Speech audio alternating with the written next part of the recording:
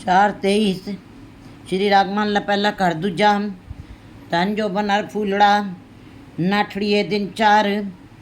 कहते हैं ये धन और जवानी जिस प्रकार फूल बड़े अल्पकाल के लिए होते हैं, उनकी उम्र ज़्यादा नहीं होती है, इसी प्रकार धन और जवानी भी मिनटों में उड़ जाते हैं।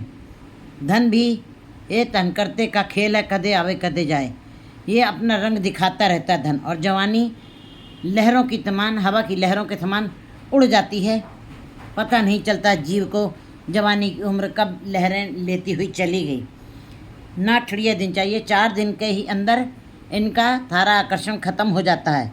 पब्बण केरे पत जूं डल डुल जुम्मन हार, जैसे पानी में पड़ी हुई हरी खेती अगर जो पानी में ही रह जाती है तो कभी हरी भरी नहीं रह सकती है। इसी प्रकार जो जीवात्माएं प्रभु से बिछुड़ जाती हैं, वो भी प्रायश्चित ही करती हैं, मिलाप नहीं होता। रंग मान ले प्यारिया जा जोबन ना हुल्ला, दिन थोड़े थके पया पुराना चोला। हे जीव, संसार में जैसे जवानी और धन अगर जो दोनों साथ में हो तो बड़ा उल्लास देते हैं। जीव बिल्कुल कहते हैं धन और जवानी जीव को जो है माया तारी अति अन्ना बोला, शब्द न सुने वह रोल खचोला। वो शब्द को सुनता ही नहीं है, वो अंधा भी हो गया है और बौरा भी हो गया है, क्योंकि धन और जवानी ऐसा ही प्रभाव डालते हैं। इसीलिए गुरु जी बता रहे हैं कि रंग मान ले प्यारा जोबन ना हुल्ला। जब तक जवानी है संसार में तो तुमने अब पदार्थों में तो तुमने अपनी जकड़ पकड़ बनाए रखी है, लेकिन परमात्मा के नाम का उल्लास, परमात्मा के नाम की का आनंद तुमने नहीं लिया। और ये चोला जो तुमको मिला है, ये काया का रूपी चोला जो तुमको मिला है, दिन थोड़े, ये बहुत थोड़े दिन के लिए है, ये थक जाएगा, ये पुराना हो जाएगा। कहते हैं जब पुराना कपड़ा हो जाता है शरीर दूसरा कपड़ा पहन लेता है। इसी प्रकार जीव जो है, ये आत्मा दूसरे शरीर में प्रवेश कर जाती है, ये पुराना हो जाएगा, दूसरे शरीर में आत्मा ने प्रवेश कर जाना है। पया पुराना चोला, जब ये जर्जर हो जाएगा, बूढ़ा हो जाएगा और मृत्यु के करीब आ जाएगा, तब तुम क्या करोगे। इसलिए परमात्मा के नाम को भी तुम्हें समझना चाहिए, उसके तत्व को भी समझना चाहिए, और उसका भी तुम्हें अपने मन में, उसको अपने मन में धारण करना चाहिए। रहो सज्जन मेरे रंगले जाए सुते जी राण। कहते हैं फरीद जी भी कहते हैं कि सज्जन मेरे रंगले, जो हमारे बहुत सारे सज्जन भाई बंधु थे, वो बहुत ही संसार में रंग रलियाँ मना के चले गए, आनंद मान के गए, वो चले जाए सुते जीराण। और वो जा करके शमशान घाट में मजार में लेट गए हैं। हम भी वंजा डुमड़ी रोवा चिड़ी बान, मैं भी उन सब रिश्ते नातों को जाते हुए देख करके मैं भी रो रही थी, लेकिन रोमा चिड़ी, बहुत आवाज़ बाहर नहीं सुनाई पड़ी थी, अंदर ही अंदर हुचकी ले रही थी कि हो सकता है मैं बच जाऊं। ये अंदर से एक आशा बंध रही थी। सारे संसार के संबंधी मेरे जा रहे थे मेरी आंखों के सामने। वो शमशान घाट की भूमि तक पहुंच गए और लेट गए मजार में जा कर के। हम भी वंजा डुमड़ी, मैं रो रही थी उनको जाते हुए देख करके, लेकिन एक मन में एक आशा थी कि हो सकता है मैं बच जाऊं, रोवा चिड़ी बाण। और इसी तरह धीरे धीरे मैं भीनी भीनी जो आवाज़ में धीरे धीरे हुचकी भर के, सिसकियाँ भर के रो रही थी, लेकिन अंदर आशा थी कि हो सकता है मैं बच जाऊं। कि न सुने ही गोरिये अपन करनी सोए।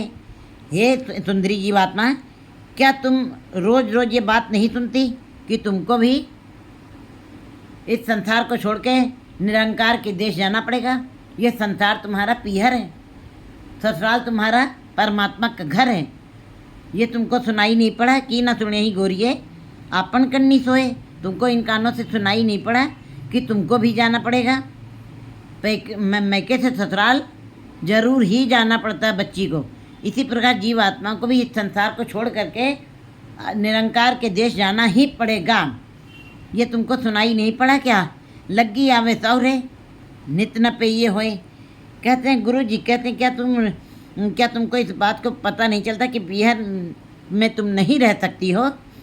जो स्त्री बेपरवाह हुई पीहर में सो रही है, लापरवाह हुई सो रही है और दिन दहाड़े लूटी जा रही है और ठगी जा रही है, उसको विकार ठगे जा रहा है, उसका समय व्यर्थ में बीता जा रहा है।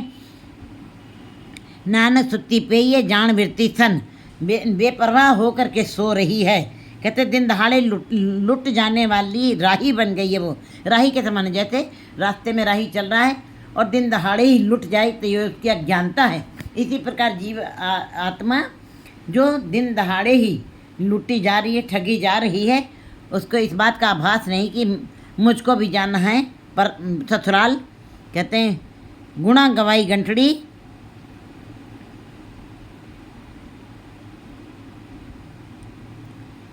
की न सुनई गोरिया अपन कन्नी सोए, लग्गी आवे सौरे नित न पे ये होए। इस बात की तुमको समझ में आनी चाहिए कि सदा तुम इस पीहर में नहीं रह सकती हो, तुमको ससुराल जाना ही पड़ेगा। जीव आत्मा को अंत में इस शरीर को छोड़ना ही पड़ेगा जब ये शरीर पुराना हो जाएगा। नानक सुत्ती पे ये जान विरती सन, जो जीवात्मा मैके में, पीहर में, ससुराल में, संसार में बिल्कुल अज्ञानवश होकर बेपरवाह होकर के सोई पड़ी है, अज्ञानता की नींद में दुविधाओं में पड़ी हुई सोई हुई है, वो दिन दहाड़े समझ लो लुटी जा रही है, वो ठगी जा रही है, वो अपना जीवन व्यर्थ में गंवा रही है। उसका आचरण अपने यथार्थ गुणों के कोष को गंवा करके अवगुणों को बांध के लिए जा रहा है। इसका मतलब जो गुण लेके आई थी हरि को बिसरा दिया उसने। हर विसरत तेरे गुण गलिया, जो तुम परमात्मा के दरबार से जो गुण लेके आई थी वो भी अवगुणों में बदल गए हैं। गुणा गवाई गंठड़ी, तुम्हारे गुण भी खत्म हो गए तुम्हारी बेपरवाही की वजह से, अवगुण चल्ली बन।